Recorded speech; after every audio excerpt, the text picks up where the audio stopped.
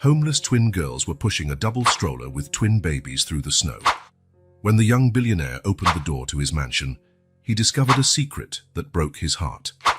The wind howled mercilessly through the deserted streets of New York, carrying snowflakes that danced in the frigid air before settling on the frozen asphalt. In the midst of the storm that grew fiercer by the minute, two small figures stood out against the white backdrop, fighting against the invisible current that seemed to want to push them back. Emma and Olivia, identical twins only 5 years old, clung with all their might to the baby stroller they were pushing. Their fingers, red and numb from the cold, could barely maintain a firm grip on the frozen metal handles. Their angelic faces, framed by golden curls peeking out from faded hats, were marked by a determination that didn't seem to fit such young children. "We have to keep going, Liv," Emma whispered, her voice almost lost in the roar of the storm. "The babies need us." Olivia nodded silently, blinking to clear the snowflakes accumulating on her eyelashes. In the stroller, protected by layers of tattered blankets, two babies slept, oblivious to the drama unfolding around them. The twins moved forward step by step, their tiny boots sinking into the snow that already reached their knees. The neighborhood they passed through was in stark contrast to their ragged appearance. Imposing mansions rose on both sides of the street, their illuminated windows exuding a warmth that seemed to mock the children fighting the cold outside. Emma stumbled, nearly falling, and Olivia quickly grabbed her by the arm. "Careful, Em," she warned, concern evident in her blue eyes. "Remember what Mommy always said. We have to take care of each other." Mentioning their mother made them both stop for a moment, their minds drifting to memories of a past not so distant, yet feeling as if it belonged to another life. The summer sun bathed the small apartment with a golden glow, making the worn-out furniture seem almost new.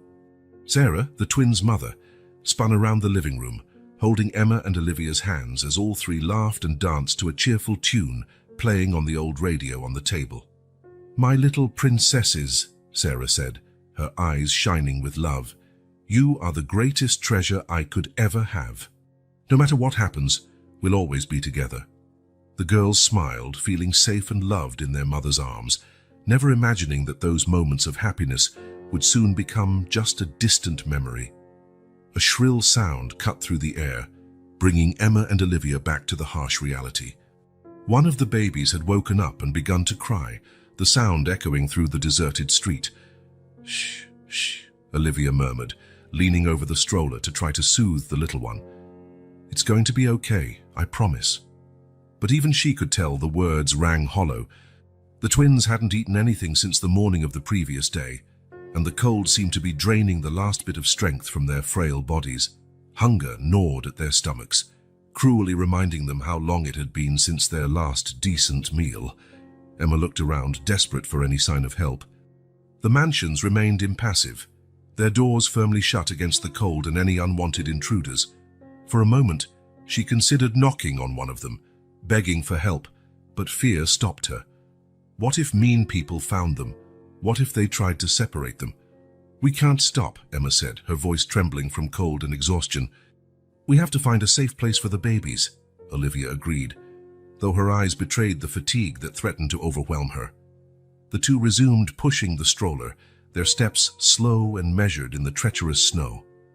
As they proceeded down the street, memories continued to assail them, fragments of a life that seemed to have existed long ago.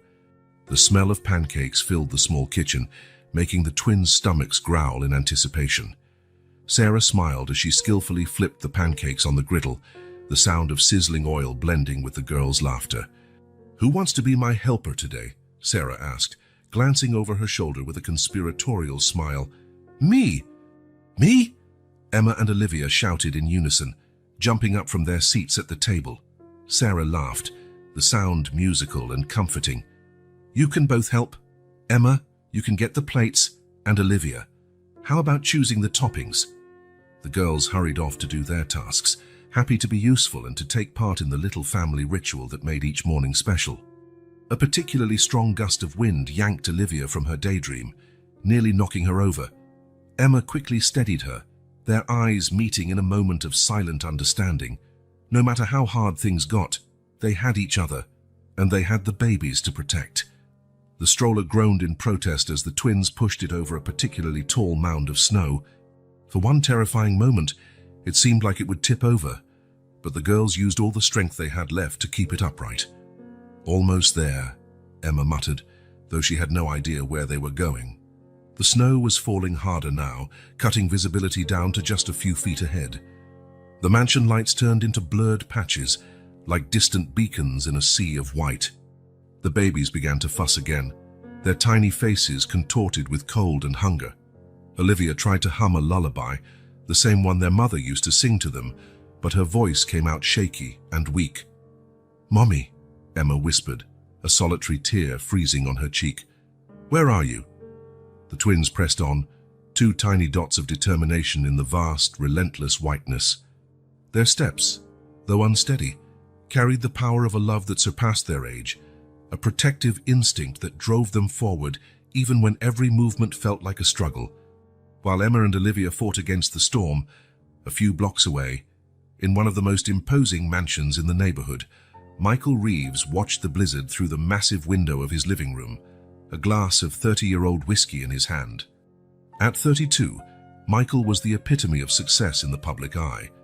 A billionaire, the owner of a real estate empire, and one of New York's most eligible bachelors. Yet, as the city vanished beneath a white mantle, Michael felt only a familiar emptiness. The mansion around him, boasting over 16,000 square feet of ostentatious luxury, seemed to mock his loneliness. Millions worth of artwork adorned the walls, but his eyes barely registered them anymore. The silence was broken only by the occasional crackle from the fireplace and the clink of ice in his glass.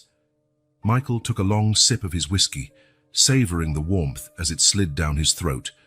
His mind drifted to the day's events, a succession of meetings and negotiations that had culminated in another lucrative acquisition for his portfolio. The latest project, a luxury apartment complex downtown, promised to be his most profitable venture yet. Sure, there were complications. There always were. Families would need to be relocated. Local businesses would close. But it was the price of progress, he told himself. New York was constantly evolving, and he was simply riding the wave of change. A bitter smile curved his lips as he recalled his father's words.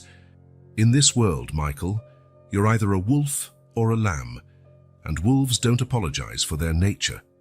From a young age, Michael had embraced that philosophy. Every deal, every acquisition, every courtroom victory pushed him higher, further away from the insecure boy he once was. The fear of poverty, of insignificance, drove him relentlessly. His methods weren't always clean. Bribes here, veiled threats there, manipulating contracts and zoning laws. But the end result always justified the means, or so he told himself on sleepless nights. The phone rang, cutting the silence like a knife. Michael frowned, checking the time. Almost midnight. Who would dare call at this hour? "Michael Reeves," he answered, his voice cold and controlled. "Mr. Reeves." The voice on the other end was low, almost a whisper. "I have information about the Riverside project you'll want to hear." Michael straightened, all his senses on high alert. Riverside was his crown jewel, a multi-billion-dollar development that would transform an entire city area. Who is this? That doesn't matter. What matters is that there are documents. Proof of what really happened to those families you're located. Michael's blood ran cold. "I don't know what you're talking about," he replied, keeping his voice steady. A humorless laugh came from the other end of the line. "Oh, I think you do, Mr. Reeves. The threats, the convenient accidents, the forged reports. It's all documented." Michael gripped the phone so tightly his fingers turned white. "What do you want?" "Consider this just a warning, Mr. Reeves, a reminder that not all the money in the world can bury the truth forever. Sleep well." The line went dead. Michael stood still for a long moment, phone still pressed to his ear. His mind raced, weighing possibilities, threats, and solutions. Who could be behind this? A disgruntled former employee, a displaced resident seeking revenge. With a grunt of frustration, he threw the phone onto the couch. He needed another drink. As he headed to the bar, Michael tried to calm himself. This wasn't the first time he'd faced threats or blackmail. He had a team of lawyers ready to crush any accusation, enough money to silence most people. But something about this call troubled him more than usual. The calm, almost amused tone of the caller, as if they knew something Michael didn't. Pouring himself more whiskey, Michael returned to the window. The snow was falling harder now, turning the outside world into a white blur. For a moment, he allowed himself to imagine disappearing into that vast whiteness, leaving behind the deals, the responsibilities, the constant scheming. But no, he was Michael Reeves. He'd worked too hard, sacrificed too much to get where he was. No anonymous threat would change that. Determined not to let the call ruin his night, Michael was about to retreat to his office when he heard something. A faint sound, barely audible over the howling wind. Knocking. Someone was knocking at his door. The knocks on the door echoed again, more urgent this time, cutting through the mansion's silence like a sharp blade. Michael Reeves stood still for a few seconds, his body tense, still holding his whiskey glass. The mysterious phone call he'd just received lingered in his mind, keeping him on edge. Who could possibly be at his door at this time of night, in the middle of a snowstorm? His first instinct was to ignore it, pretend he wasn't home. After all, no one in their right mind would expect him to open the door during a storm like this. But the knocking continued, now accompanied by a sound that made Michael furrow his brow in confusion. Was that crying? A child's cry. Driven by curiosity stronger than his usual caution, Michael moved toward the door. Peering through the peephole, he tried to make out something, but the storm made it impossible to see clearly. All he could distinguish were small, indistinct shapes against the furious white of the snow. With an exasperated sigh and a twinge of apprehension, he unlocked the door and opened it. The icy wind struck him immediately, carrying snowflakes into the foyer. But it wasn't the cold that made Michael freeze. It was the sight before him. Two small girls, no older than 5 or 6, stood in his doorway. Identical twins, he realized, with disheveled blonde hair and pale faces from the cold. Their big blue eyes stared at him with a mix of fear and hope, and behind them, a baby stroller. Michael could hear the faint whimpers coming from inside. "Please," one of the girls whispered, her voice almost lost in the wind. "Can we come in?" Michael stood there, mind reeling at the surreal scene before him. Part of him, the cold, calculating part that had gotten him to the top of the business world, told him to shut the door, to call the police, social services, anyone else to deal with this unexpected situation. But another part of him, a part he thought had died long ago, felt inexplicably drawn to the pleading eyes of these children. "Where did you come from?" he managed, his voice harsher than he intended. The other twin stepped forward, placing herself protectively in front of her sister. "Out time our house. It's gone, please, sir, it's so cold." As if to drive the point home, a particularly strong gust of wind blew through, making the girls visibly shiver. Michael looked past them at the snow-covered street. There was no sign of any adults, no cars, nothing but the relentless storm. "Where are your parents?" he asked, a hint of suspicion in his voice. The twins exchanged a quick glance, a silent communication passing between them. We don't know," the first twin answered, her voice trembling. "Mommy told us to look after the babies, to find a safe place." The baby's crying grew louder, a distressed sound that somehow pierced Michael's heart. Despite his best efforts to remain detached, he found himself at an impasse. His entire adult life had been built on cold calculation, always doing what was best for his interests. Letting 4 unknown children into his home in the middle of the night went against every instinct of self-preservation he had. But as he hesitated, images of the families he'd displaced for his real estate projects flashed through his mind. Anonymous faces he'd disregarded, lives he'd swept aside as mere obstacles to his success. "Please," the second twin begged again, her small hand gripping the edge of the door as if afraid it would close at any moment. Michael closed his eyes for a moment, taking a deep breath. When he opened them, his decision was made. "Come in," he said abruptly, stepping aside. "Quick, before all the heat escapes." The twins needed no second invitation. With surprising strength for such small children, they maneuvered the stroller inside, leaving small trails of melting snow in their wake. Michael shut the door behind them, immediately silencing the roar of the storm. The contrast between the chaos outside and the sudden hush inside was almost surreal.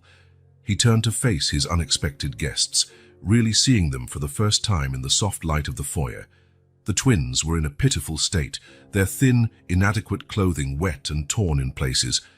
Their faces and hands were red from the cold, and visible shivers ran through their tiny bodies. The stroller wasn't in much better shape. It was old and worn, with one wheel visibly bent. The babies inside, also twins by the look of it, were wrapped in thin blankets and seemed restless.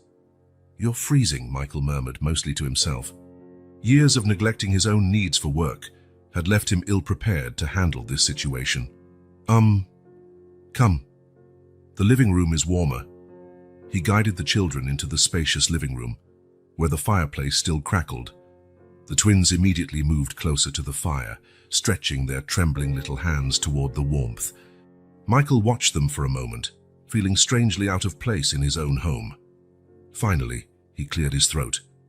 You must be hungry." The twins turned to look at him, a mixture of hope and caution in their eyes. They nodded silently. "All right," Michael said, running a hand through his hair in a nervous gesture. I'll see what I can find in the kitchen. Stay here, and don't touch anything," he added, glancing around at the expensive artwork and antiques scattered throughout the room. In the kitchen, Michael found himself staring at the stainless steel fridge as if it might provide answers to the surreal situation he was in. What did one give children to eat? His own diet consisted mostly of expensive ready-made meals and takeout from upscale restaurants. After a few frantic minutes of rummaging, he managed to gather some items that seemed appropriate: apples, cheese, some crackers, and a bottle of milk that he hoped wasn't expired. When he returned to the living room, the twins had settled on the rug near the fireplace, the stroller positioned between them. One of them was leaning over the stroller, murmuring softly to the babies. Michael cleared his throat to announce his presence. "I found some things to eat," he said, placing the makeshift tray on the floor near them. The girls looked at the food with wide eyes, as if they couldn't believe what they were seeing. "Can we?" one of them asked timidly. Michael nodded, feeling a twinge of something. Guilt? Pity? He wasn't used to either emotion. "Sure, eat." He watched in silence as the twins devoured the food with a hunger that spoke of days, maybe weeks, of deprivation. They ate methodically, alternating between feeding themselves and offering small pieces of apple and cheese to the babies. Finally, when their pace slowed, Michael sat in a nearby armchair. "So," he began, trying to keep his voice neutral, "you mentioned you lost your home. What exactly happened?" The twins exchanged another of those silent looks, which seemed to hold entire conversations within them. It was the big yellow machine," one of them finally said. "It came one day and started knocking everything down. Mommy said we had to leave quickly." Michael felt a knot form in his stomach. Yellow machines. Demolition. That sounded disturbingly familiar. "And where is your mother now?" He pressed gently. The other twin answered this time, her voice trembling slightly. "We don't know. She left us with the babies and said she'd come back. But that was a long time ago." Michael leaned back in his chair, his mind spinning. Part of him wanted to push for more details, to find out exactly where these children had come from. But another part, one he barely recognized, hesitated to cause them more distress. "What are your names?" he asked instead, opting for a gentler approach. "I'm Emma," said the twin who had spoken first. "And this is my sister, Olivia." Olivia waved timidly, her eyes never leaving Michael's face, as if assessing whether he was a threat. "And the babies?" Michael asked, leaning forward slightly to peer into the stroller. "They're our little brothers," Emma replied. "Ethan and Noah." Michael nodded slowly, trying to process it all. 4 children, alone on the street in the middle of a snowstorm. Their home demolished by yellow machines, a missing mother. None of it made sense. You don't have any other family? Anyone who can take care of you?"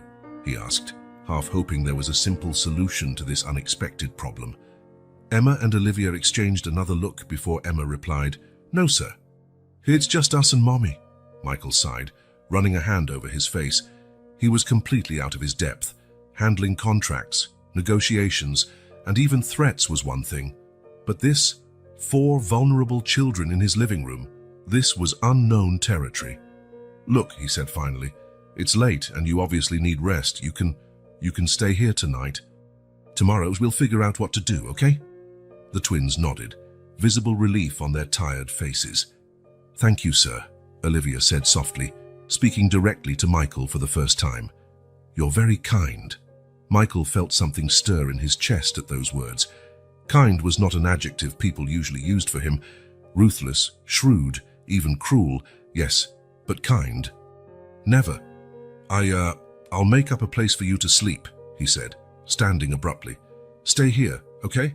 I'll be right back."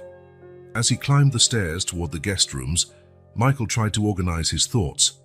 What was he doing? Letting these children stay was one thing, but then what? He couldn't just keep them here indefinitely. There were protocols to follow, authorities to notify, but something nagged at him. The twins' story, however vague, tugged at something familiar. Yellow machines knocking down houses. That sounded like one of his urban renewal projects. But surely he would have known if there were children involved, right? After preparing one of the guest rooms with clean sheets and extra pillows, Michael returned to the living room. The scene he found took him by surprise. Emma and Olivia were curled up on the sofa, the babies nestled between them. All 4 children were fast asleep, exhausted by the ordeal they'd been through. It was so peaceful, so domestic, that Michael felt something tighten inside him. For a moment, he considered waking them and taking them upstairs to the room he'd prepared, but they looked so comfortable, so at peace, that he didn't have the heart. Instead, he grabbed some blankets from a nearby cabinet and gently placed them over the sleeping children. Stepping back quietly, Michael found himself at the window again, watching the continuing storm outside. His reflection in the glass stared back, and for the first time in years, he didn't recognize the man he saw. With a heavy sigh, he picked up his phone. There were calls to make, information to gather. He needed to know more about these children, about their story. And more importantly, he needed to find out if somehow, however indirectly, he was responsible for their situation. Casting one last look at the sleeping children on the sofa, Michael left the living room, closing the door softly behind him. It would be a long night, and he had a lot to discover before morning. The next few hours passed in a blur of whispered phone calls and frantic internet searches. Michael used every contact and resource at his disposal to try to find the children's origins, but the information was frustratingly scarce. There were no recent records of demolitions in residential areas matching the twins' vague descriptions. No reports of missing children that fit their profile. It was as if the 4 of them had appeared out of nowhere, carried in by the storm. As the night wore on, Michael grew more and more frustrated and intrigued. The pieces simply didn't add up. How could 4 children vanish without a trace? And why did their story, however vague, feel so familiar? Exhausted and with more questions than answers, Michael finally decided to get some sleep. Tomorrow, he thought, he'd have a chance to talk more with the twins, maybe gather more details that could help unravel the mystery. Before turning in, he made one last silent visit to the living room. The children were still fast asleep, their small forms almost hidden under the blankets. For a moment, Michael simply watched them, feeling a strange mix of confusion and something else, something he couldn't name. Climbing the stairs to his bedroom, Michael couldn't help but notice how his enormous mansion, always so silent and empty, felt different tonight. The children's presence, though temporary, had brought a subtle but noticeable change to the atmosphere. Lying in his luxurious bed, Michael found himself unable to sleep. His thoughts kept drifting back to the twins and the babies, to their mysterious story, and to the unsettling sense that somehow he was connected to it all. When the sun finally began to rise, painting the sky in shades of pink and gold, Michael was already up. The storm had passed during the night, leaving behind a silent, white world. Standing at his bedroom window, looking out at the pristine snow covering everything in sight, he made a decision. Today he would get answers. No matter what it took, he would find out the truth about Emma, Olivia, Ethan, and Noah. And more importantly, he would discover his role in this unexpected story that had literally knocked on his door.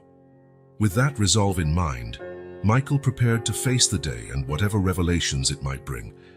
Little did he know that the answers he sought would change not only the lives of those 4 sleeping children, but also his own, in ways he could never have imagined. The sun had barely risen when Michael Reeves was already in his office, phone pressed to his ear. His voice, typically firm and authoritative, now carried a barely disguised urgency. "I want a full investigation, Johnson. Make it clear to your team. Discretion is the key word here. No fuss, no unnecessary questions, just results." On the other end of the line, Michael's most trusted private investigator acknowledged the seriousness of the situation. "Don't worry, Mr. Reeves. We'll handle this carefully. Any initial info you can give us?" Michael hesitated a moment, his eyes drifting unconsciously to the closed door of his office, beyond which 4 mysterious children slept. 4 children, twin girls around 5 years old, twin baby boys. Apparently lost their home recently due to some kind of demolition. The mother is missing. No known relatives. There was a pause on the other end, and Michael could almost hear the gears turning in the detective's mind. "Understood, sir. We'll start right away. I'll need more details on the kids. Names, physical descriptions, anything about where they might have come from." "I'll email everything within the hour," Michael replied, already organizing the scant information he'd gathered over the past 24 hours in his mind.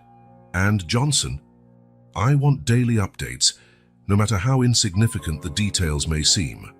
After hanging up, Michael leaned back in his leather chair, rubbing his temples in a tired gesture. The sleepless night and the tension of the situation were starting to wear on him, but there was no time to rest. There was much to do. A soft knock on the door interrupted his thoughts. "Come in," he called, straightening up. The door opened slowly, revealing Emma and Olivia, still wearing the oversized clothes he had improvised for them the previous night. Their golden hair was tousled from sleep, and their eyes, though still marked with fatigue, seemed more alive than before. "Good morning, sir," Emma said timidly. "Sorry to bother you." "It's just, well, the babies are awake and hungry," Olivia finished, urgency in her voice. Michael stood up quickly, feeling oddly unprepared. Of course. Let's see what we can do about that." As he guided the twins back to the living room, where the babies were starting to fuss in the makeshift crib he'd set up, Michael observed the girls more closely. There was something about the way they moved and spoke that seemed out of place for children so young. In the kitchen, as he prepared baby bottles after a quick Google search on how to do it properly, Michael decided to try extracting more information. "So," he began casually, measuring out the formula, "you mentioned yesterday a yellow machine. Can you tell me more about that?" The twins exchanged a quick look, that silent communication he'd noticed before. "It was scary," Olivia finally said, her voice low. "It made a lot of noise. And the dust. There was so much dust." "Yeah," Emma agreed, her eyes distant, as if reliving the memory. "Mommy got really mad. She yelled at the men in helmets, but they didn't stop." Michael felt a knot tighten in his stomach. This sounded uncomfortably like one of his so-called urban renewal operations, but surely he'd have known if there were children involved, right? "And after that?" he pressed gently, handing the bottles to the girls. "Where did you go?" Again, that exchange of glances. "Lots of places," Emma answered vaguely. "But none of them were like our home." Michael nodded, sensing he wouldn't get much more out of them just yet. The twins seemed naturally adept at being evasive when they wanted to be. The following days fell into a strange but not entirely unpleasant routine. Michael, used to spending most of his time in business meetings or locked in his office, now found himself engaged in activities he never imagined doing. He learned how to change diapers, a skill he vowed never to mention in his social circles, how to make simple meals the kids would actually eat, and even how to tell bedtime stories, though his version of Cinderella was decidedly more business-oriented than the traditional tale. Meanwhile, Johnson's daily updates were frustrating in their lack of solid progress. No record of missing children matching these descriptions, no recent demolitions fitting the twins' vague story. It was as if the children had simply emerged out of nowhere. One particularly calm afternoon, while Michael watched Emma and Olivia playing in the snow-covered backyard, Olivia made a comment that changed everything. "You know," she said casually, shaping a snowball, "this snow reminds me of the day the big yellow machine came. It was snowing like this, except the snow got all dirty from the dust when our house fell." Michael, who was checking emails on his phone, nearly dropped it. "Wait, what?" "It was snowing when your house was demolished." Olivia seemed to realize she'd said something significant because she quickly changed the subject, asking if they could build a snowman. But Michael's mind was already racing. If it had been snowing when the house was torn down, that meant it had happened recently, very recently. Which made it even stranger that there were no records or reports about it. That night, after putting the children to bed, a task he was starting to enjoy, surprisingly, Michael made another call to Johnson. "I want you to redo the entire search," he instructed, "but this time focus only on the past 2 months. And pay special attention to any demolition activity that happened during recent snowstorms." As he waited for new leads, Michael found himself spending more and more time with the children. He watched in fascination as Emma and Olivia cared for the babies with a competence that seemed beyond their years. They always seemed to know exactly what Ethan and Noah needed, even before they started crying. During one of these observations, Michael noticed something off about Noah. The baby seemed quieter than usual, his skin hot to the touch. "I think he has a fever," Emma said, worry evident in her voice. "Mommy always told us to look out for that." Michael felt a surge of panic. Infant illnesses weren't exactly part of his skill set, but seeing the fear in the twins' eyes, he knew he had to act. The next few hours were a blur of cold compresses, temperature checks, and frantic consultations of medical websites. Michael found himself cradling Noah against his chest, murmuring comforting words he hadn't even realized he knew. At some point during that long night, as he rocked the feverish baby, Michael realized something had changed. These weren't just 4 small strangers who had invaded his orderly life. Somehow, at some moment, he had started to care. Genuinely care. When the sun finally rose and Noah's fever began to subside, Michael looked at the 4 children sleeping around him. The twins had insisted on staying up to help, and felt something he hadn't felt in years, a sense of purpose that went beyond making money and building empires. He needed to find out the truth about these children, not just out of curiosity or self-preservation, but because, somehow, their well-being had become important to him. His phone vibrated in his pocket, the screen showing Johnson's name. Carefully, so as not to wake Noah, who was still in his arms, Michael answered. "Mr. Reeves," Johnson's voice sounded urgent. "I think we've found something. Something you need to see right away." Michael looked at the sleeping children, then at the baby in his arms. Whatever Johnson had discovered, he knew it was about to change everything. And for the first time in his life, Michael Reeves wasn't sure he was ready for the truth. As the sun began to rise over the city, casting a golden light through the mansion's windows, Michael found himself at a crossroads. Johnson's urgent tone on the phone promised answers, but the sleeping children around him, especially little Noah, still fragile after the night's fever, made him hesitate. "How long do you need to get here, Johnson?" Michael asked quietly, not wanting to disturb the children's sleep. "I can be there in 30 minutes, Mr. Reeves," the detective replied. Michael looked at the children again. "Make it an hour. And Johnson, come prepared for a longer stay. I think we'll have a lot to discuss." After hanging up, Michael carefully placed Noah back into the makeshift crib. The baby stirred a bit but didn't wake up. Next to him, Ethan slept peacefully, unaware of the drama unfolding around them. Emma and Olivia were curled up under blankets on the couch, their angelic faces finally resting after days of worry. Michael found himself studying their features, searching for clues about their past, about the story he still couldn't fully piece together. With a sigh, he headed to the kitchen to make coffee. It would be a long morning, and he needed to be alert for whatever Johnson had uncovered. As the coffee maker hummed softly, Michael allowed himself a moment of reflection. In just a few days, his life had been turned upside down. The man who once prided himself on his ruthless business sense, who saw people as mere pawns on his corporate chessboard, now found himself deeply invested in the welfare of 4 small children. The sound of soft footsteps broke his train of thought. Emma entered the kitchen, rubbing her sleepy eyes. "Good morning, Mr. Michael," she murmured. "Is Noah better?" Michael felt an involuntary smile form on his lips. "Yes, Emma. His fever went down during the night. He's going to be fine." Relief washed over the girl's face. "That's good." Olivia and I were really worried. There was something in the maturity of her response, the depth of her concern, that once again made Michael wonder about the girl's past. What had they been through to develop such a sense of responsibility at such a young age? "Emma," he began carefully, "you know you can trust me, right?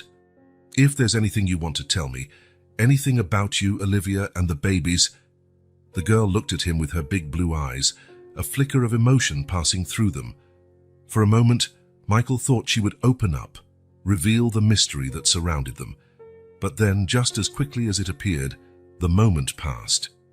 "Thank you, Mr. Michael," she said simply. "You've been very good to us." Before Michael could press further, the doorbell rang, announcing Johnson's arrival. The moment of truth had come. "Emma, why don't you go check on the others? I have a friend coming over to discuss some business." The girl nodded obediently and left the kitchen, giving Michael one last curious glance before disappearing down the hallway. Taking one final sip of coffee for courage, Michael went to answer the door. Johnson stood there, a thick folder under his arm and a grave expression on his face. "Mr. Reeves," the detective greeted him with a curt nod. "You might want to sit down for this." Leading Johnson to his office, Michael threw one last look at the living room where the children were. Whatever the detective had discovered, he knew nothing would be the same afterward. Closing the office door behind him, Michael prepared to finally unravel the mystery that had literally knocked on his door on that snowy night. Little did he know, the revelations to come would change not only his perception of the children, but also of himself and the empire he'd built. Michael shut the office door, the click of the lock sounding oddly final. Johnson was already seated, the thick folder open on the polished mahogany desk. The contrast between the room's formality and the personal nature of this investigation was not lost on Michael. "What did you find, Johnson?" Michael asked, his voice more tense than he cared to admit. The detective took a deep breath before beginning. "Mr. Reeves, do you remember the Riverside project?" Michael frowned. Of course he remembered. It was one of his most ambitious and controversial undertakings, a plan to revitalize a rundown area of the city into a luxurious neighborhood. "Yes, of course. What about it?" Johnson slid a photo across the desk. It was an aerial shot of a neighborhood, clearly taken before the demolitions began. Modest houses lined narrow streets, a few trees here and there, and a small park in the center. "This was Mill Creek," Johnson said, "home to about 200 families until 3 months ago." Michael picked up the photo, studying it carefully. There was something familiar about the view, but he couldn't quite place it. Johnson continued, "Eviction notices started going out about 6 months ago. Most families had already left when the demolitions began, but there were complications." "What kind of complications?" Michael asked, though part of him already suspected. The detective pulled another document from the folder, a police report. There were protests. Some residents refused to leave. Things escalated. Michael felt his stomach turn. He remembered hearing something about protests, but at the time, it had seemed like just another obstacle to overcome. His lawyers had assured him everything was handled legally. "Go on," he said, his voice hoarse. Johnson hesitated briefly before continuing. "Mr. Reeves, we found records of one family in particular, the Thompsons. Sarah Thompson, single mother, 4 children, twin girls, age 5, and newborn twin boys," Michael finished, feeling as if the air had been sucked out of the room. The detective nodded gravely. "Exactly." Sarah was one of the leaders of the resistance movement. She disappeared the night the demolitions began. Michael stood abruptly, pacing to the window. Outside, the day was bright and clear, a cruel contrast to the storm raging inside him. "The children," he said finally, his voice barely above a whisper. "Emma, Olivia, Ethan, and Noah. It's them, isn't it?" "Yes, sir," Johnson confirmed. "No doubt about it. And there's more." Michael turned, facing the detective. "More?" Johnson pulled one last document from the folder. It was a photograph. A young, pretty woman smiled at the camera. Two identical girls in her arms. "This is Sarah Thompson, sir. Taken a few months before the Riverside project started." Michael picked up the picture with trembling hands. The woman's face was achingly familiar in a way that made his heart clench. He'd seen her before, shouting at one of the protests, her voice drowned by the roar of the demolition machines. At the time, he'd dismissed her as just another troublesome protester. "My God," he murmured, sinking heavily into his chair. "What have I done?" A heavy silence followed, laden with the weight of revelation. Michael felt like he was seeing his entire life, all his decisions, in a new light. Every building he'd raised, every deal he'd closed, now felt tainted by the shadow of what had happened in Mill Creek. "Mr. Reeves," Johnson finally said, keeping his voice carefully neutral. "What would you like me to do now?" Michael looked at the photo of Sarah, at the smiling faces of Emma and Olivia, so different from the solemn, cautious children now sleeping in his home. "Nothing," he said after a long pause. "You've done your job, Johnson. Now, it's up to me." After the detective left, Michael remained in his office for a long time, the evidence spread out before him like a macabre puzzle. Each document, each photo, told a story of interrupted lives, of displaced families, all in the name of progress and profit. Guilt consumed him, threatening to overwhelm him. How could he look those children in the eye now, knowing what he knew? How could he continue to pretend he was just a generous benefactor, when in reality he was the architect of their tragedy? Michael stood, pacing back and forth in his office, his mind a whirlwind of conflicting thoughts and emotions. Part of him wanted to run to the living room, confess everything to the twins, beg for forgiveness. But another part, the part that had survived and thrived in the ruthless business world, warned him against such a rash move. He stopped at the window, gazing out at the manicured grounds of his mansion. Outside, and everything looked so peaceful, so normal. But inside these walls, a silent drama was unfolding, one in which he was both protagonist and antagonist. With a heavy sigh, Michael decided he needed to see the children. Not to confess, not yet, but to, observe them. Try to better understand the impact of his actions. He wasn't sure. Leaving his office, he walked quietly to the living room. The twins were there, playing quietly with some toys he'd bought for them. The babies slept peacefully in their makeshift cribs. For a moment, Michael stood in the doorway, just watching. Emma and Olivia looked so innocent, so unaware of the storm inside him. How could he be responsible for so much suffering? "Mr. Michael," Emma's voice broke through his thoughts. "Are you okay?" Michael forced a smile, hoping it didn't look as false as it felt. "Yes, Emma. I just came to see how you're all doing." Olivia looked at him with those penetrating eyes that seemed to see more than a 5-year-old should. "You look sad," she noted. I've been thinking about some tough things," Michael replied, careful not to reveal too much. "Nothing you need to worry about."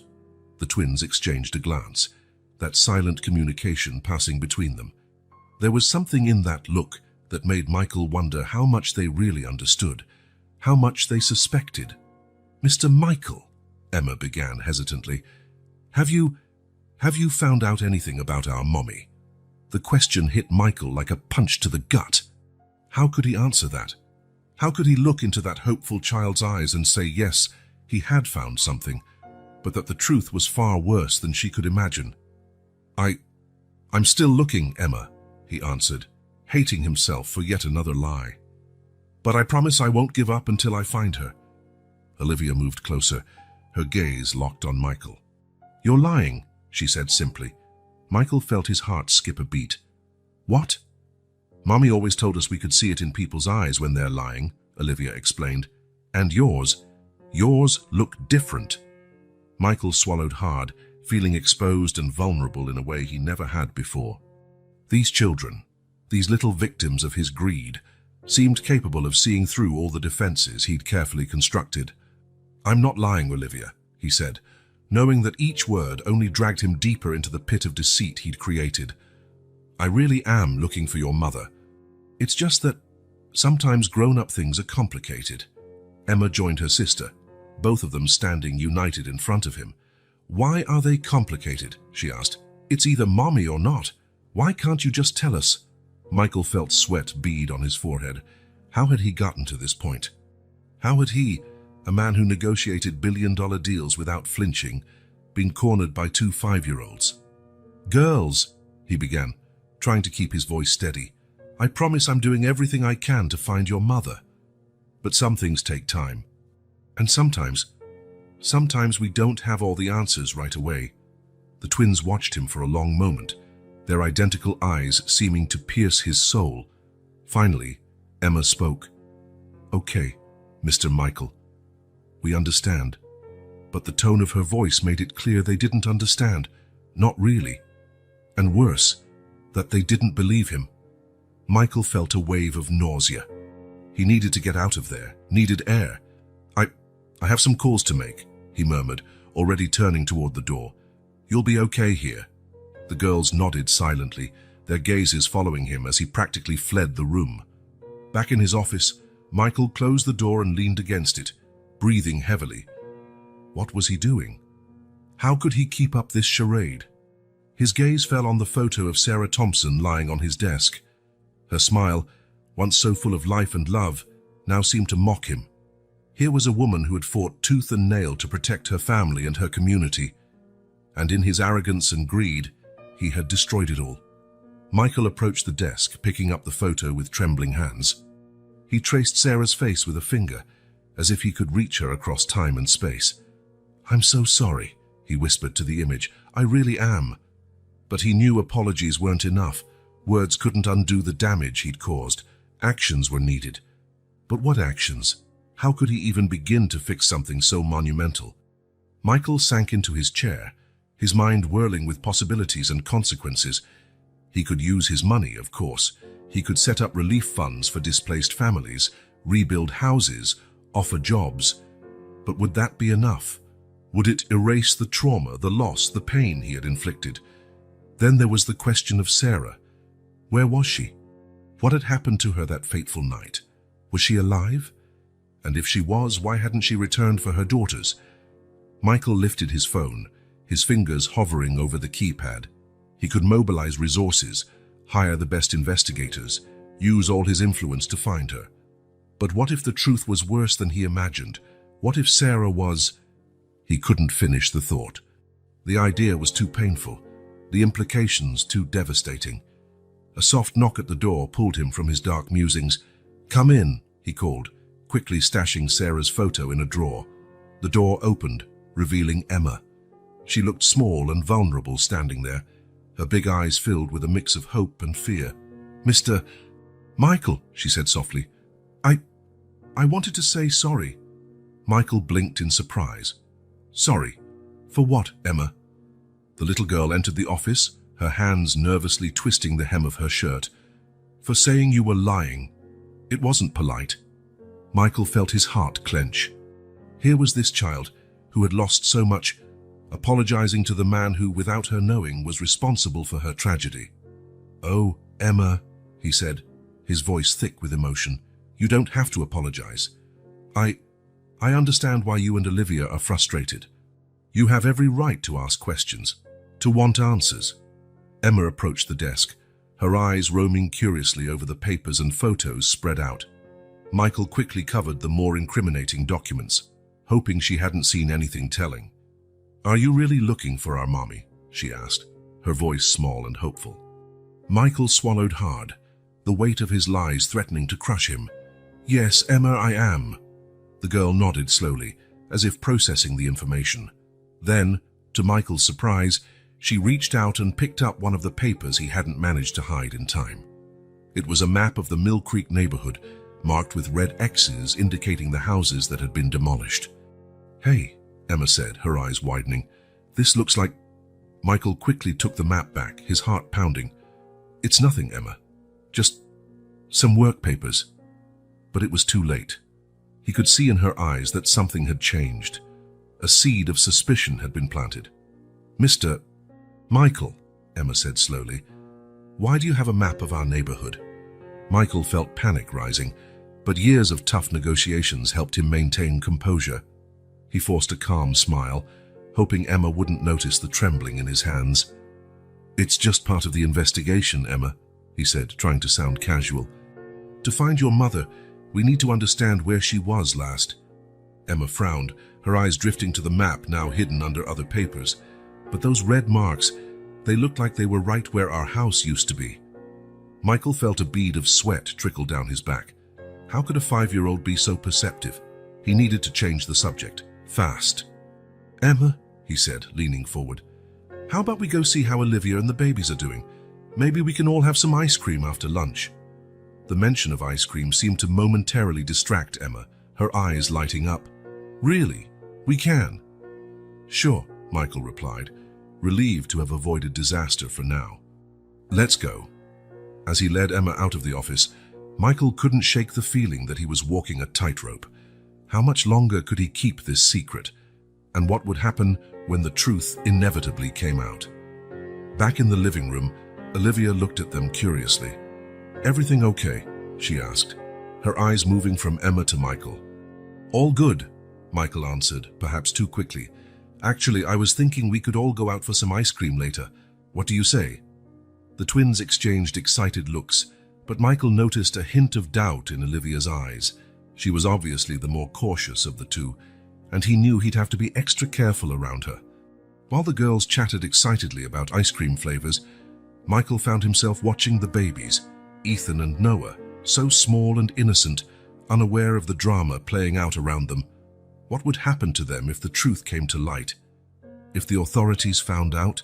The thought of losing the children, of seeing them placed into foster care, made his stomach turn. When had that happened? When had he started caring so much about these 4 little lives? The rest of the day passed in a blur of forced normality. The ice cream outing, a quiet dinner, bedtime routines. Michael caught himself scrutinizing the twins' every move, looking for signs that they suspected more. Finally, with the children asleep, Michael retreated to his office. He knew he wouldn't be able to sleep, not with the weight of this secret pressing on his chest. Sitting in his chair, he picked up the photo of Sarah Thompson again. Her smile, once so full of life, now seemed accusatory. "What do I do?" he whispered to the picture. "How can I fix this?" But the photo remained silent, Sarah's eyes fixed on a point beyond him, as if she could see a future he couldn't yet imagine. With a heavy sigh, Michael picked up his phone. There was one call he needed to make, a decision he could no longer delay. "Johnson, it's me. I need you to assemble the best search team you can find, no matter the cost. We're going to find Sarah Thompson." As he gave the detective instructions, Michael knew he was stepping into uncharted territory. He was risking everything, his reputation, his fortune, possibly even his freedom, in the hope of making things right. But looking at the photo of Sarah, at Emma and Olivia's smiling faces, he knew he had no choice. For the first time in his life, Michael Reeves was doing something not for profit or power, but because it was the right thing to do. When he finally hung up the phone, the sun was already starting to rise, painting the sky in shades of pink and gold. A new day was beginning, bringing with it the promise of change and perhaps redemption. Michael stood and walked over to the window. Outside, the world kept spinning, oblivious to the drama unfolding within these walls. But for him, and for the 4 small lives under his roof, nothing would ever be the same. Casting one last glance at Sarah's photo, Michael made a silent vow. He would find answers. He would fix what he'd broken. And somehow he would find a way to make peace with his past. The path ahead would be long and difficult, filled with obstacles and painful revelations. But for the first time in a long time, Michael Reeves felt something he thought no longer existed. Hope. The sun had barely risen when Michael Reeves walked into his boardroom, determination etched on his face. Around the long mahogany table, his partners and lawyers waited, their expressions ranging from curiosity to concern. "Gentlemen," Michael began, his voice firm, "thank you for coming at such an early hour. We have a lot to discuss." He paused, letting his gaze sweep over the familiar faces. These were men with whom he'd built an empire, people who counted on him to make decisions that would maximize their profits. What he was about to propose went against everything they'd done so far. "As you know," he continued, "I've been dealing with a personal situation these past few days. That situation has led me to reevaluate many things, including how we conduct our business." A murmur went through the room. Michael could see confusion and worry mounting in the eyes of his associates. "Michael," interrupted James Harrington, his oldest partner, "what exactly are we talking about here?" Michael took a deep breath. It was now or never. "I'm talking about using our resources, a significant portion of them, to right some of the wrongs of the past. Specifically, I want to initiate a large-scale search for a woman named Sarah Thompson." The silence that followed was deafening. Then, suddenly, the room exploded in voices. "Who the hell is Sarah Thompson? Michael, have you lost your mind? Is this about those kids you took in?" Michael raised his hands for quiet. "I know this sounds crazy, but hear me out." For the next 30 minutes, Michael explained the situation, omitting some of the more incriminating details, but making it clear how important finding Sarah was. He spoke about corporate responsibility, about doing the right thing, about the human cost of their past developments. When he finished, the room was silent again. But this time, it was a silence filled with tension and disbelief. It was Gerald Matthews, the company's chief lawyer, who finally broke the silence. "Michael, I understand you're going through something, but what you're proposing is insane from a legal standpoint. We're talking about admitting guilt in a case that could cost us millions, if not billions." Michael nodded, having anticipated this reaction. "I understand your concerns, Gerald, but I'm not asking for permission. I'm informing you of a decision I've already made." Another wave of murmurs swept the room. James Harrington stood up, his face red with anger. "You can't do this, Michael, not alone. Jita, we have shareholders, how we have obligations." "Exactly," Michael replied calmly. "We have obligations, and it's time we take responsibility for what we did in Mill Creek." The mention of Mill Creek caused more agitation. Everyone there knew the Riverside project had been controversial, but few knew all the sordid details. "If we do this," Gerald warned, "we're opening ourselves up to a flood of lawsuits. Every displaced family, every closed business, they'll all come after us." Michael nodded again. "I know, and I'm prepared for that. In fact, I want to start setting up a compensation fund for all families affected by our projects in the last 5 years." The room erupted in protest. Michael let it go on for a few minutes before raising his voice. "Enough. I know this isn't what you expected to hear today. I know it goes against everything we've built, but things have changed. I have changed." He paused, letting his gaze roam the room one more time. "Those of you who want out, who don't agree with this new direction, I understand. I'll buy your shares at market value plus a 20% premium. But for those who stay, I promise we'll find a way to do business that's profitable and ethical." The silence that followed was heavy. Michael could see the gears turning in his partners' minds, calculating losses and gains, risks and opportunities. Finally, to everyone's surprise, it was old Frank Donovan, usually quiet in meetings, who spoke up.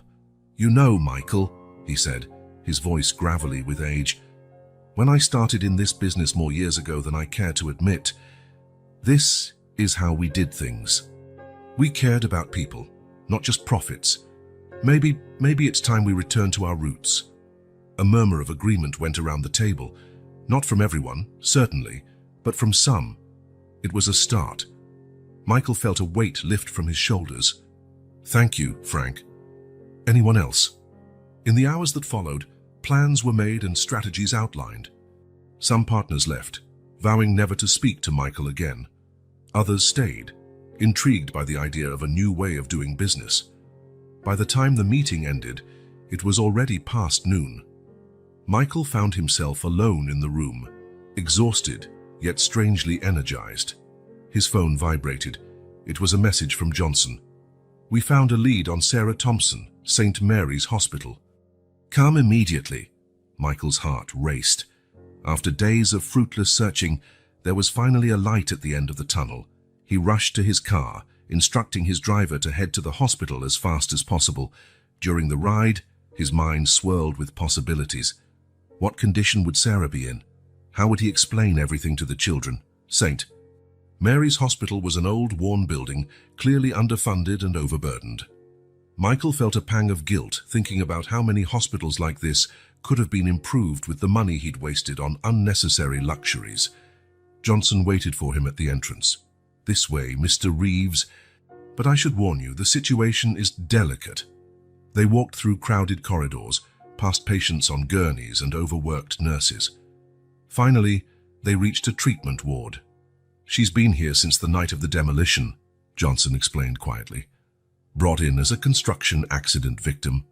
She suffered severe injuries but has been slowly recovering." Michael felt a mix of relief and apprehension. "Is she conscious? Does she know who she is?" Johnson nodded grimly. "Yes, but she hasn't spoken much. Doctors think it might be emotional trauma as well as physical." They stopped at a closed door. Michael hesitated, his hand on the doorknob.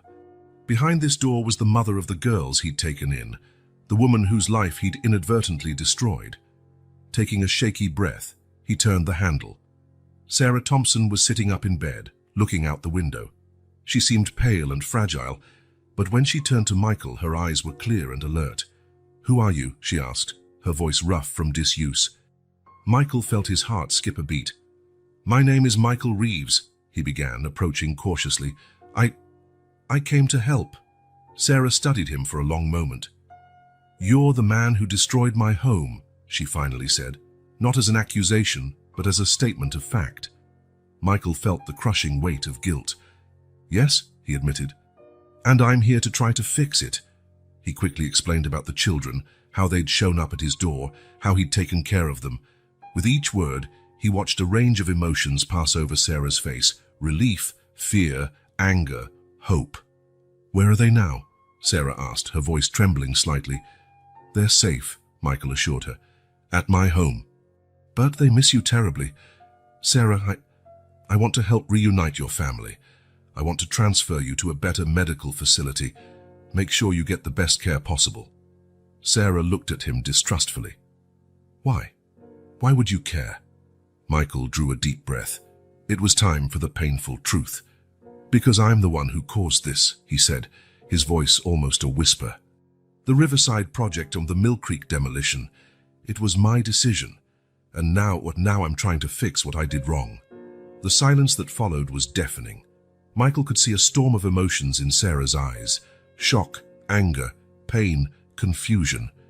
"You," she finally said, her voice trembling. "You ruined our lives. Our home, our community." Michael lowered his head, unable to face the accusation in her eyes.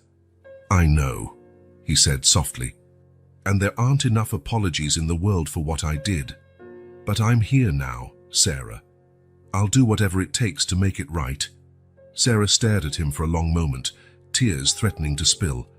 "How?" she asked finally. "How can you fix something like this?" Michael lifted his gaze, meeting hers. "Starting now," he said, "I'm transferring you to the best hospital in the city. I'll make sure you get the best treatment possible, and I'll bring your children to see you. Emma, Olivia, Ethan, and Noah, they're waiting for you." At the mention of her children's names, something broke inside Sarah. The tears she'd been holding back finally began to fall. "My babies," she sobbed. I thought I'd never see them again." Michael moved closer, tentatively offering her a tissue. "They're all right, Sarah. They're amazing. And they never lost hope of finding you." Sarah took the tissue, dabbing at her tears. When she looked at Michael again, there was a new determination in her eyes. "I want to see them," she said. "Now." Michael nodded. "I'll bring them immediately." But first, let's arrange your transfer." In the hours that followed, Michael used all his influence and resources to ensure Sarah was moved to Langone Medical Center, one of the best hospitals in the city.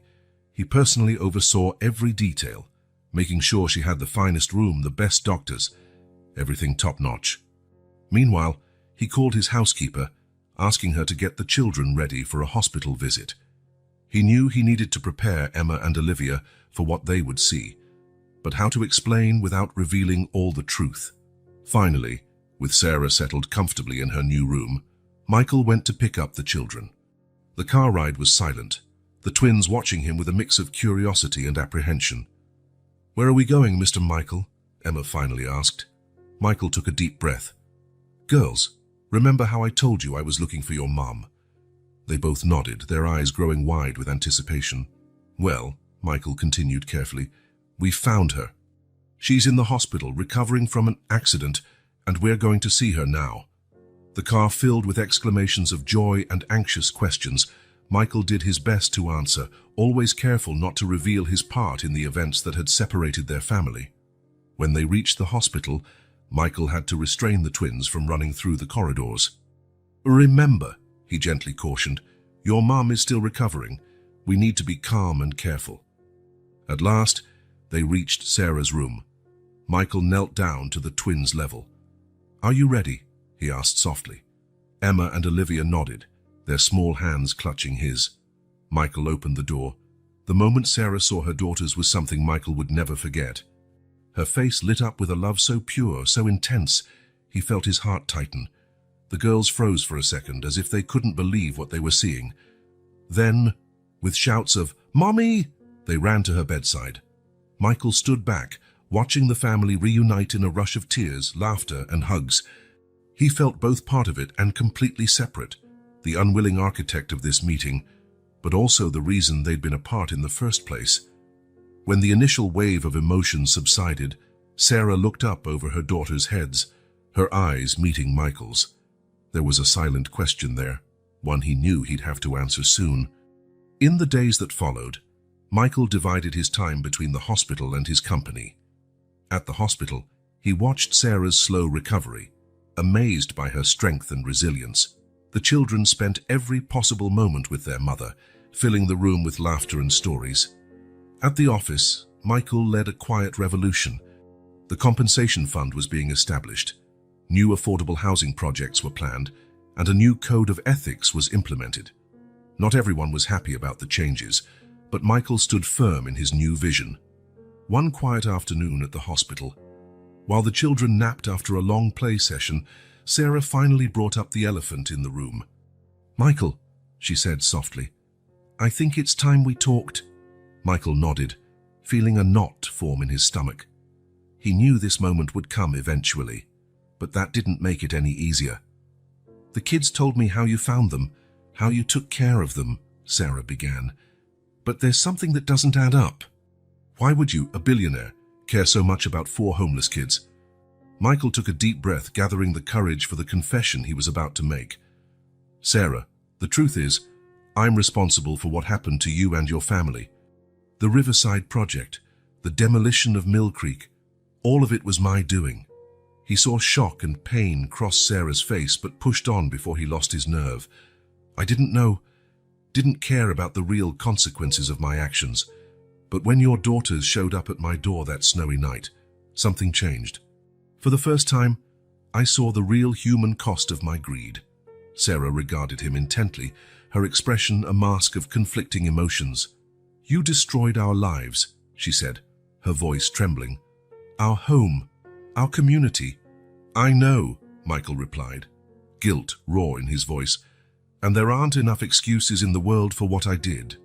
But I'm here now trying to make it right, not just for you and your kids, but for every family affected by my developments." He explained about the compensation fund, the new housing projects, the changes at his company. Sarah listened in silence, her emotions unreadable. When he finished, a heavy pause followed. Finally, Sarah spoke. "I want to hate you, Michael. A part of me really does, but I see how my children look at you. I hear the stories they tell, and now hearing all this, I don't know what to think." Michael nodded, fully understanding her confusion. I don't expect your forgiveness, Sarah. I don't deserve it. But I promise I'll do everything I can to make sure you and your kids have a safe, stable future. Sarah studied him for a long moment before replying, Forgiveness is a process, Michael. It's not something I can just hand over. But I'm willing to try. For my children, for our community, and maybe even for you. Sarah's words, though not an outright pardon, brought a wave of relief washing over Michael. It was more than he expected, more than he felt he deserved. Thank you, Sarah, he said softly. I promise I won't let you down. In the days that followed, a new dynamic began to form. Michael continued his regular visits, bringing the children to see Sarah and assisting with her recovery. The twins, noticing the shift in the adults' relationship, started asking questions. One day, Emma, ever the more observant of the two, approached Michael. Mr. Michael, she began tentatively, why does Mommy sometimes look at you in a strange way? Like she's sad and happy at the same time. Michael exchanged a glance with Sarah, who nodded slightly. It was time for the truth. Emma, Olivia, he said, gathering the girls close. There's something I need to tell you. Something about me, about what happened to your home. Over the next few minutes, Michael explained in the simplest, kindest way he could, his role in the events that had changed their lives. He saw confusion, sadness, and even anger flicker across the girls' faces. So, it was your fault, Olivia asked, tears pooling in her eyes. Michael nodded sadly. Yes, Olivia. It was my fault, and I'm so sorry, more than I can ever say. A tense silence followed. Then, to everyone's surprise, it was Emma who spoke. But you're trying to fix it, right? That's why you're helping us. Michael felt his heart clench at the girl's perceptiveness. Yes, Emma, that's why. I know I can't undo what I did, but I'm doing everything I can to make things better. The twins exchanged one of their silent looks, a conversation passing between them without words. Finally, Emma turned to him. We don't like what you did, she said seriously, but do we like you now? And you're helping Mommy. So, I think we can try to forgive you. Right, Liv? Olivia nodded slowly. Yes, but you have to promise you'll never hurt anyone like that again. Michael felt tears form in his eyes. I promise, he said solemnly. Never again. Sarah, who had been watching quietly, reached out and took Michael's hand. Together, she said softly. We'll do what's right.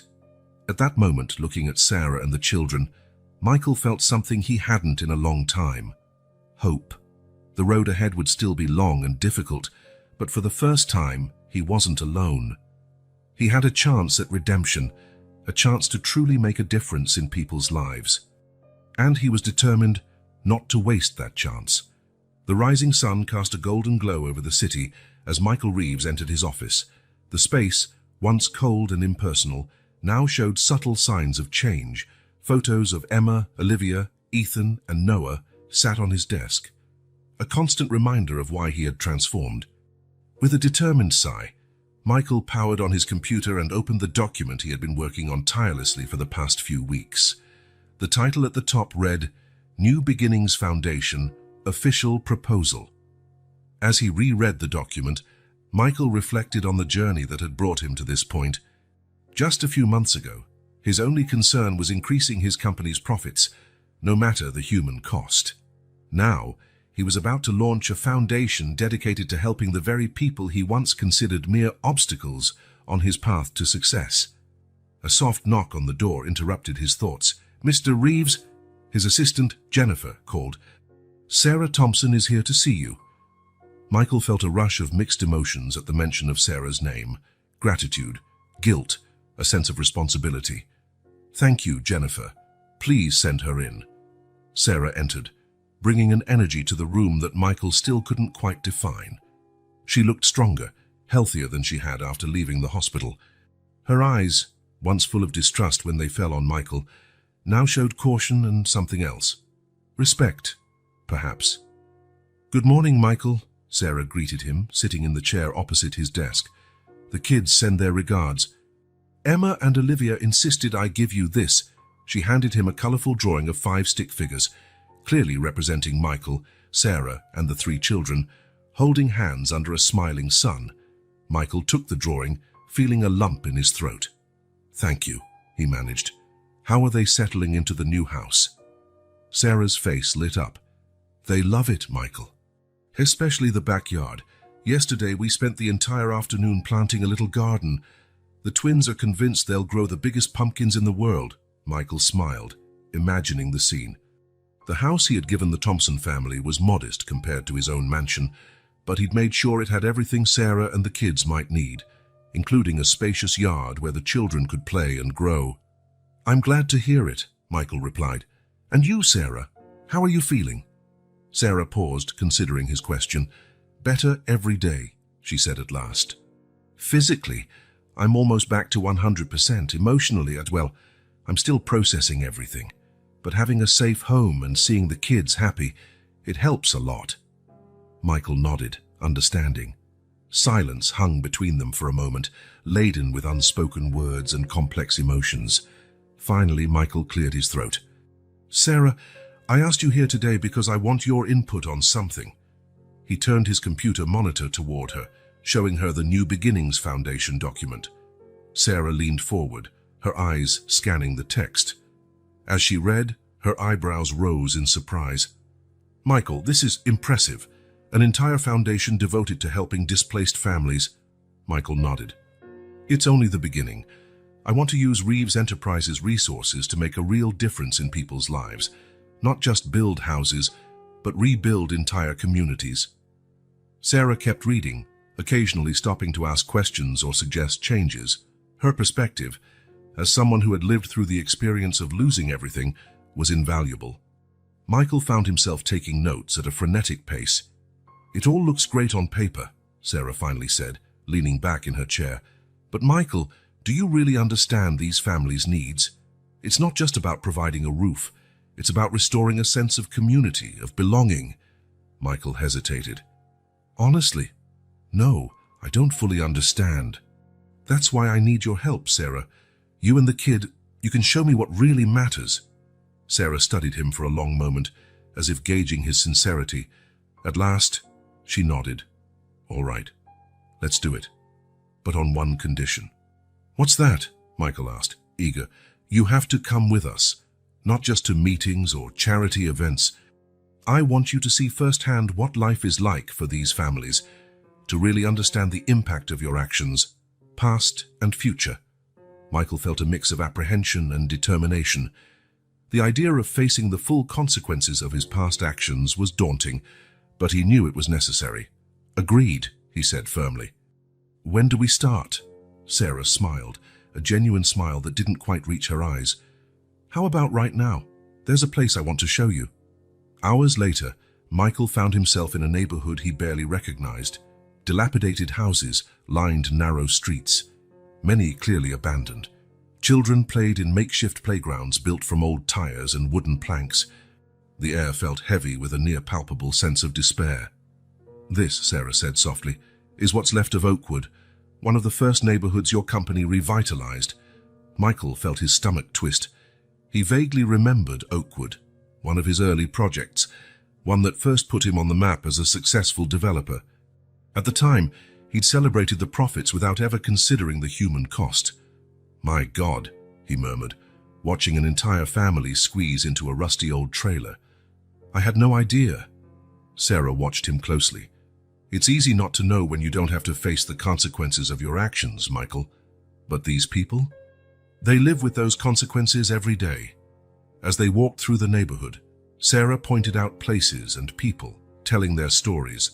Old Mr. Johnson, who lost the hardware store his family had run for 3 generations. Young Maria, who had to drop out of school to help care for her younger siblings when the family lost their home. Each story was like a stab to Michael's heart. He'd spent years convincing himself that progress justified any cost. Now, seeing the faces and hearing the stories of those who'd paid that cost, he felt only shame and a burning desire to make things right.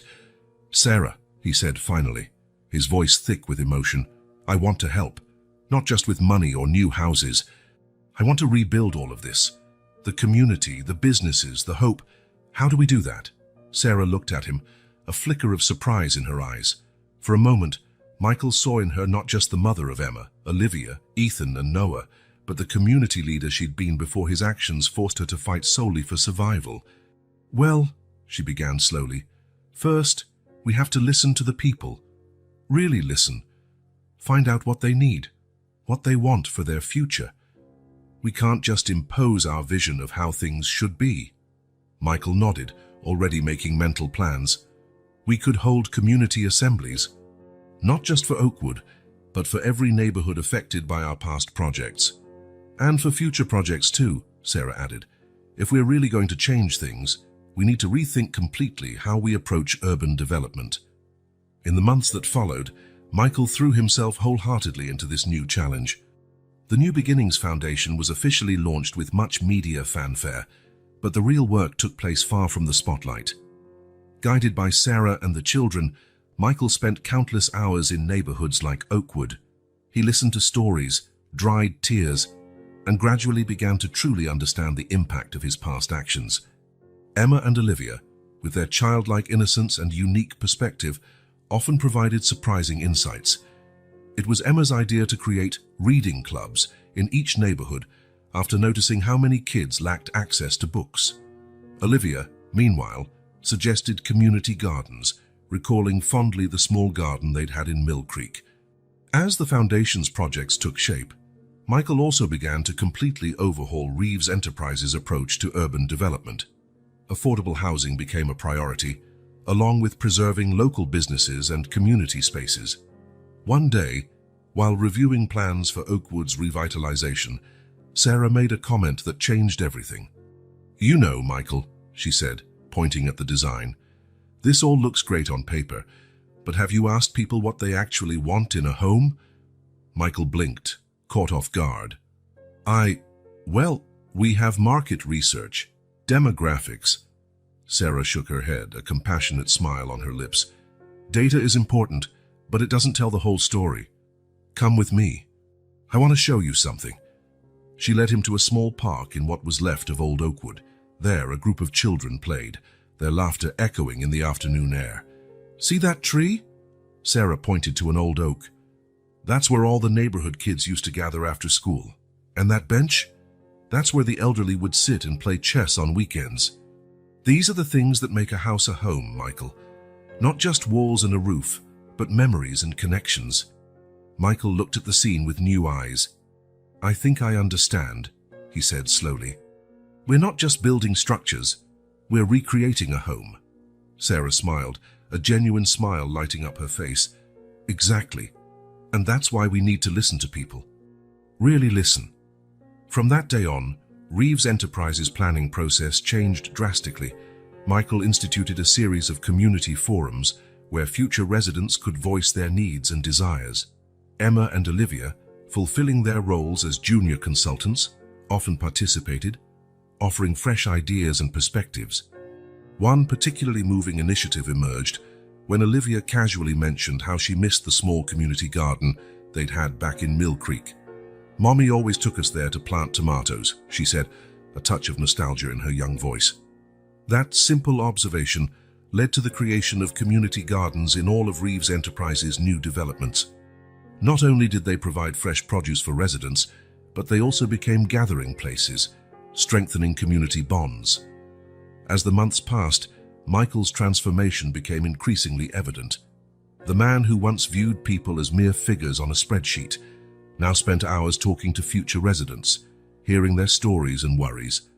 Sarah, for her part, blossomed in her new role as a consultant to the foundation. Her personal experience and passion for community made her a powerful, respected voice. Michael often found himself admiring her strength and resolve, grateful to have her as a partner in this undertaking, even as their relationship remained strictly professional. Finally, after months of hard work, the big day arrived, the inauguration of the new Oakwood. The neighborhood was a vision of modern, sustainable community living. Affordable homes and apartments mingled harmoniously with green areas, playgrounds, and communal spaces. The old oak tree, which Sarah had pointed out so many months before, stood as the heart of the new Central Park. Michael once again stood before a podium, but this time the atmosphere was pure celebration.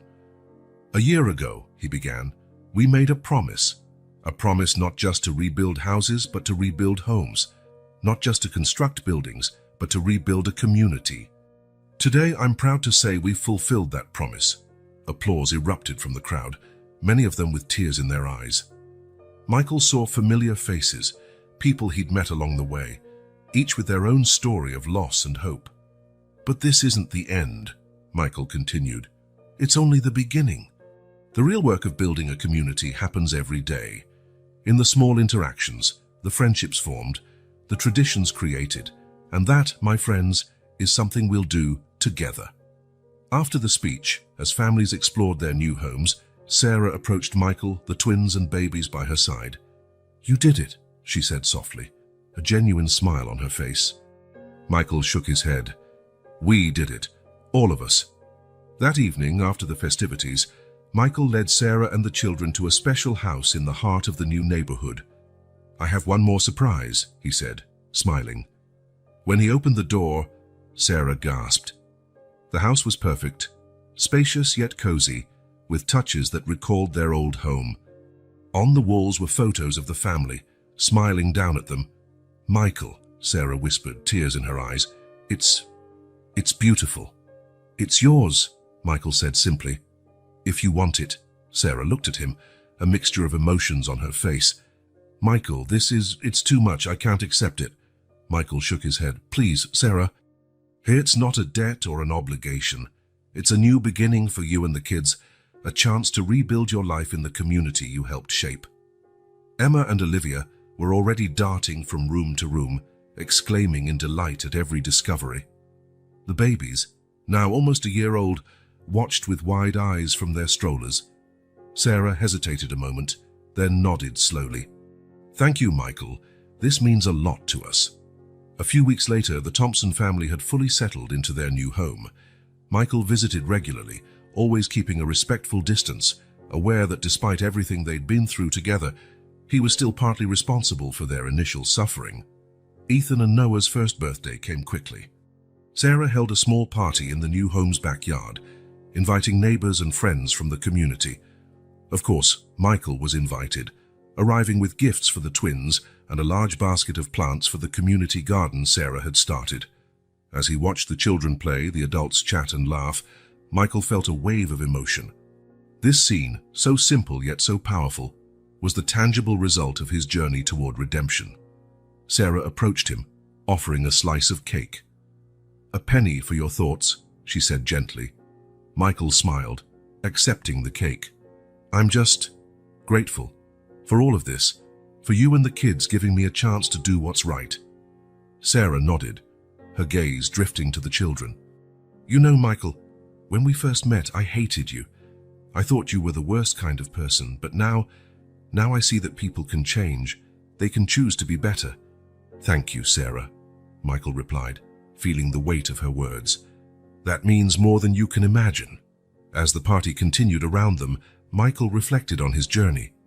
From a cold, calculating man focused only on profit, he had transformed into someone who valued people above all else. He wasn't perfect, he still made mistakes, but he was committed to learning and growing. And though his relationship with Sarah remained platonic, a constant reminder of the complexities of their shared past, Michael knew he'd found something far more valuable than romance. He had found purpose, redemption, and a kind of family he'd never imagined possible. Watching Emma and Olivia help the twins open their presents, seeing Sarah chatting animatedly with neighbors, Michael finally understood the true meaning of community. It wasn't about buildings or projects. It was about connections, about belonging. With a smile, he joined the children, helping the twins assemble their new toys. The future was still uncertain, and there was much work to be done, but for the first time in his life, Michael Reeves was exactly where he needed to be, doing exactly what he needed to do. And that, he realized, was the true meaning of home.